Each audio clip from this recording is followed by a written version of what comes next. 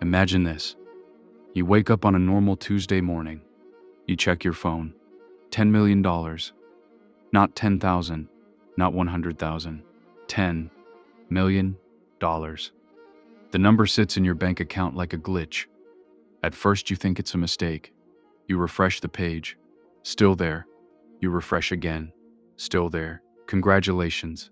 At just 20 years old, you're now officially rich. At least that's what you think. Because what happens in the next few months will determine whether you stay rich for life or become completely broke. Most people believe money solves money problems. But in reality, money creates new problems. And today, you're about to experience them. The first thing most people do is celebrate. A luxury car, a bigger apartment, expensive vacations, designer clothes. After all, you have $10 million. What's the harm? The problem is that wealth isn't destroyed by one big purchase. It's destroyed by hundreds of small upgrades. The nicer apartment becomes the normal apartment. The luxury car becomes the normal car. The expensive restaurant becomes the normal restaurant. Before you know it, your lifestyle expands to match your income. This is called lifestyle inflation, and it's one of the biggest reasons people stay broke, no matter how much money they make. So before spending a single dollar, you make a rule. For the next 30 days, you buy absolutely nothing expensive. No sports cars, no mansions, no luxury watches, nothing. Because emotional decisions are expensive decisions. After 30 days, reality starts to sink in. $10 million sounds unlimited, but it isn't. If you spend $500,000 every year, your money disappears in 20 years. If you spend $1 million every year, it's gone in 10. And that's without considering inflation. Suddenly, 10 million doesn't feel so infinite anymore. So instead of asking, what can I buy? You start asking, how can this money work for me? And that's when your life changes. The first thing you do is set aside an emergency fund. Even rich people need emergency funds.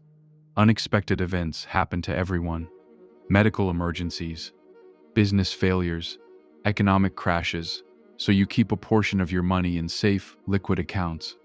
Money that can be accessed quickly. Money that keeps you protected when life gets messy. Next comes the biggest decision: investing. You realize something important. The truly wealthy don't work for money. Their money works for them.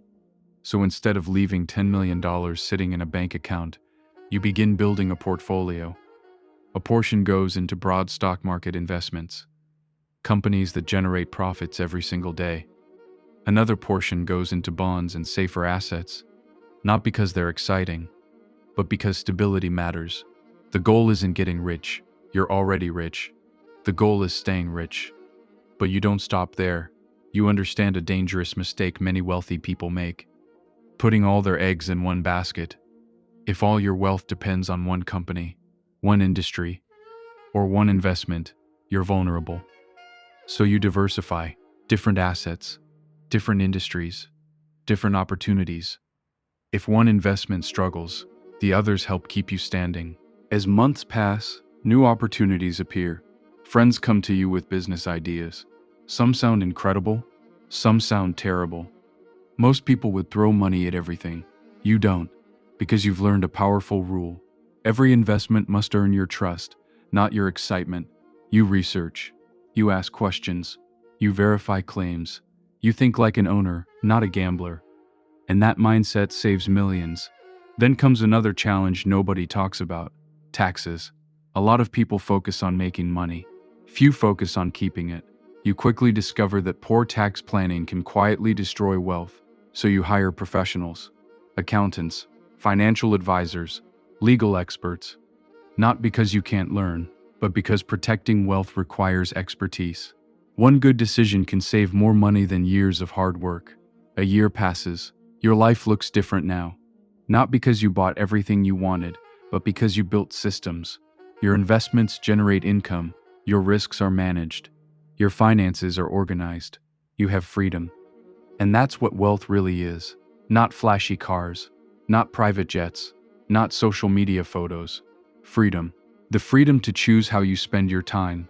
The freedom to pursue meaningful goals. The freedom to help people you care about. Now imagine two versions of yourself.